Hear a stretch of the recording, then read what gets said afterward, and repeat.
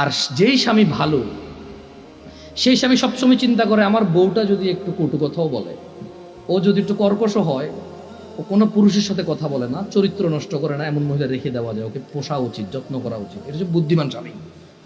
একজন বুদ্ধিমান পুরুষ কি করে? যখন ওর বউ চরিত্র ভালো থাকে, কি থাকে, যখন ওর বউর চরিত্র ভালো, মানে কোনো পুরুষের সাথে কথা বলে না, কোনো পুরুষের সাথে দেখা দেয় না, খালতো ভাই, মামতু ভাই, আড়াতো পাড়াতো এসব ভাইটাই নাই, ক্লাসমেট, হ্যাঁ, এসব ভাইটাই নাই, কথা বলে না এগুলোর সাথে। কিন্তু একটু জ্বালা যন্ত্রণা করে জামাইয়ের সাথে, cash cash cash cash cash, যেটা স্বভাব আর কি কিছু কিছু মহিলা, হ্যাঁ, করে। এই সারাদিন এই নাই সেই নাই, কমপ্লেন আর কমপ্লেন। কিন্তু ঘরের ভিতরে কোথায় কোথায় একজন বুদ্ধিমান পুরুষ ওই মহিলাকে রেখে দেয়। কেন? ওই মহিলাকে আদর যত্ন করলে এটা মানুষ হবে, এটা চরিত্র ভালো। এটা কি ভালো?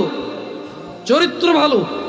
ওর বিছানা ছাড়া কারো বিছানায় যায় না, ওর ঘর ছাড়া কারো ঘরে গিয়ে জামা কাপড় পরিবর্তন করে না।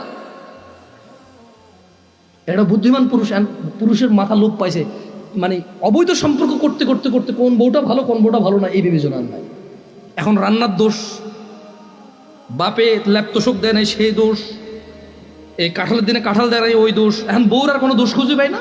এখন ল্যাপ তোষক দেয় নাই, সোফা দেয় নাই, টিভি দেয় নাই, ফ্রিজ দেয় নাই, আমের দিনে আম দেয় নাই, জামের দিনে জাম দেয় নাই, শীতকালে ওই যে কি কয়টার দাওয়াত খাওয়াই নাই, তোর ভাইয়ের পোলার মুসলমানই হয়েছে, আমার এখান থেকে 15 জন খাওয়াই নাই, তোর ভাইয়ের বিয়ে হয়েছে, আমার মাত্র 4 জনের দাওয়াত দিয়েছে, 10 জনের দেয় নাই। এখন বউর কোনো দোষ নাই, এখন এই দোষ দিয়ে শুরু করে দিছে। জাহেল পুরুষ ভালো মেয়েদেরকে ওইভাবে সংসার নষ্ট করে।